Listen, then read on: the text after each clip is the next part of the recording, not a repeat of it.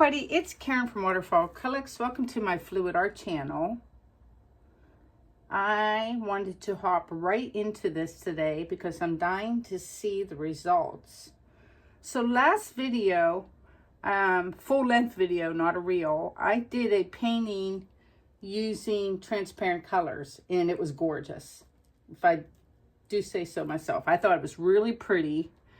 And I want to see what happens if I use all opaque colors. Because they're opaque, you shouldn't see color underneath the color. So what happens if you stack them all up and blow them out, right? Will you get color blocking? You shouldn't get any sort of watercolor effect. I just kind of want to see what happens. So I'm going to tell you about the colors, and then we're going to have a little chat about Payne's Gray.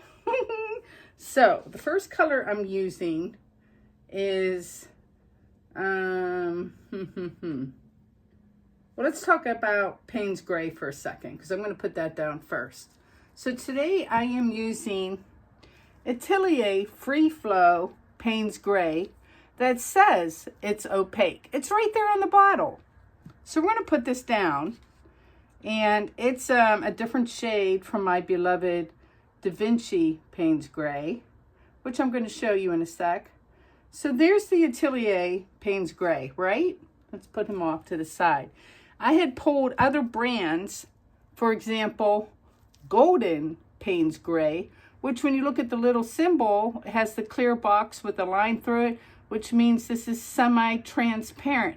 How can this Payne's Gray be semi-transparent and Atelier be completely opaque?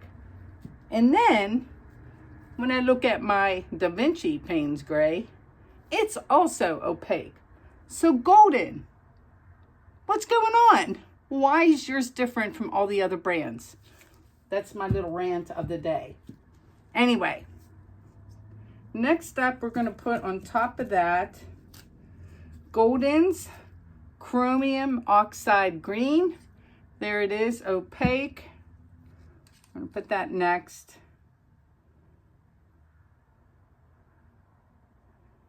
Like so. And then, what should we do next? We're going to do Matisse's Australian Blue Gum, which is a softer green blue shade of like Golden's teal. I prefer this shade better, but this is opaque. So I'm going to put that next.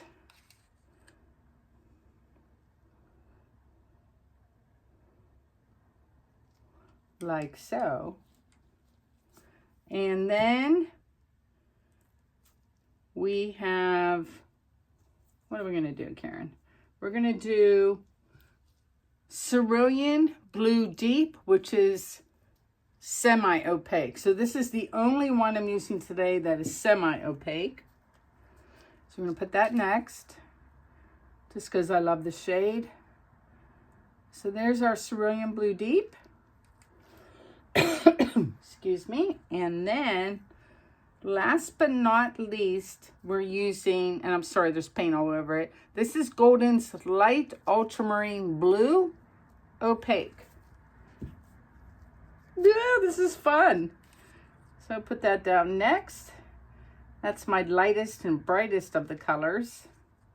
And look at all those opaque colors sitting on top of each other. And then we're just using some Oxide Black, Amsterdam CA.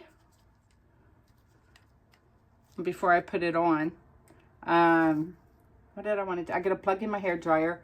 And I think I showed you guys these. These are little silicone sticks. They're in my Amazon shop in the description section.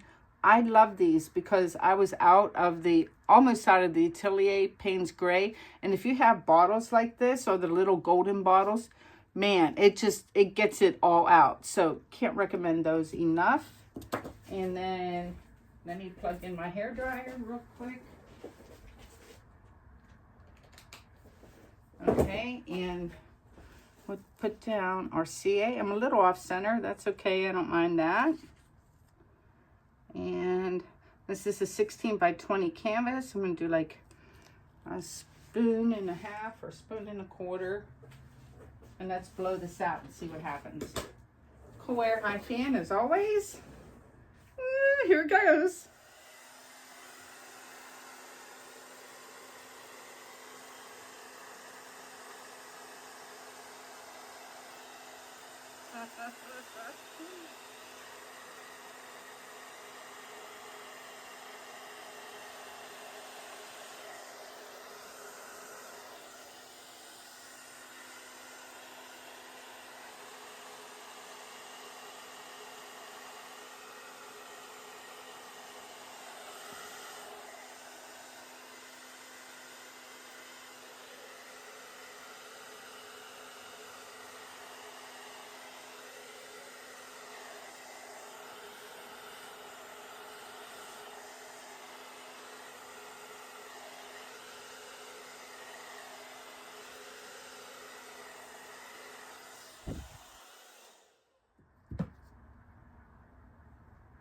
I kind of hate it.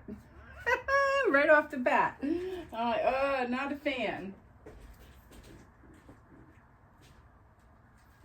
Grab a straw. I mean, there are parts here where, you know, I like to blow out my edges, where the colors are just sitting on top of each other, and obviously you can't see below them. And like, when you see the cells in the middle, they're like weird. I was gonna puff, but I'm gonna just let that sit for a second. What do they look like? Weird little flowers. It's like they're completely different cells than my normal bloom cells.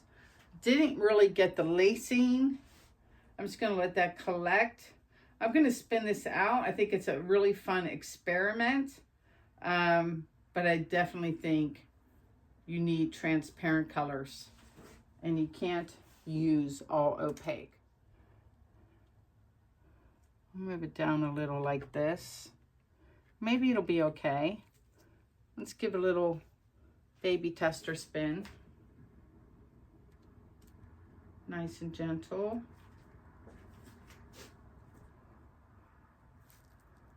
Opened it up a little. The middle, this part is really interesting.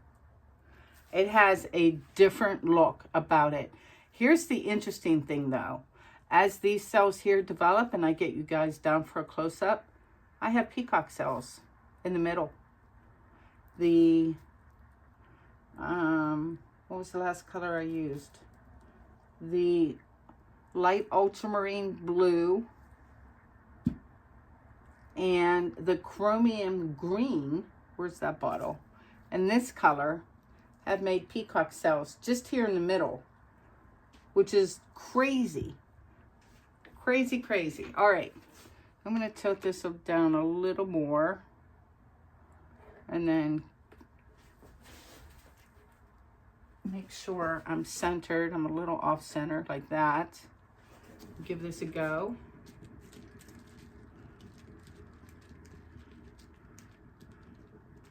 I want to take off the one dark spot at the top. There it goes. Maybe as this opens up, it'll look okay. Let's take a look. It's not bad.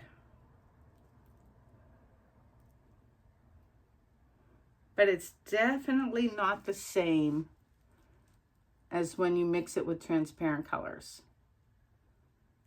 Really interesting cells. I can't get over it. I don't like this thing here, that hard line. It's not a bad painting. I was just going to scrape it, but I might get a decent painting out of this. I'm going to put the weight of the paint over on this one side to help that come off. And then give this another spin.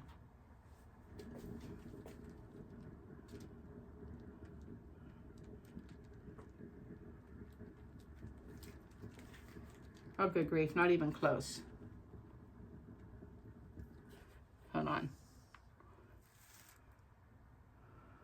Does it still bother you? Yeah, that hard line really bugs me.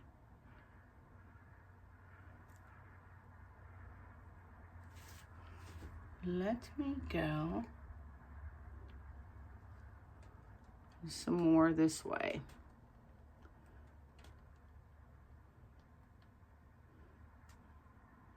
And we'll just watch it. Get it close enough to the edge, that hard, oh, I might be able to go, oh, it's putting a bend in it too. You know how I feel about movement, really like movement in my art. So that might be kind of cool. 3, 2, 1, okay, off it goes. And then let me turn it around and tilt back the same way I came.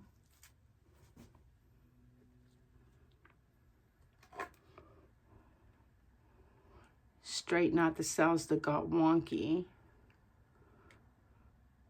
Try to still keep some of the bend. I'm watching the cells in the middle. They're like, we just came that way. I'm like, yeah, go back. All right. Reminds me of some kind of flower bouquet.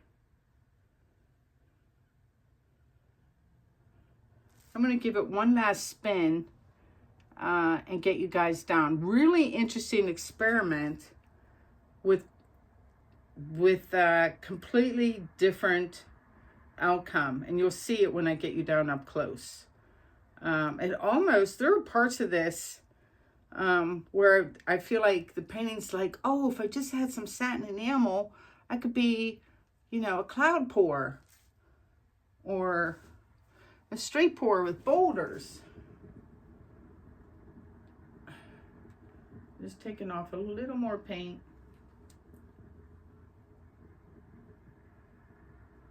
And I'm going to get you guys down. I'll be honest, I don't think this is one I'm going to keep. I will probably scrape it, but I wanted to do the experiment. And let me see. Yeah.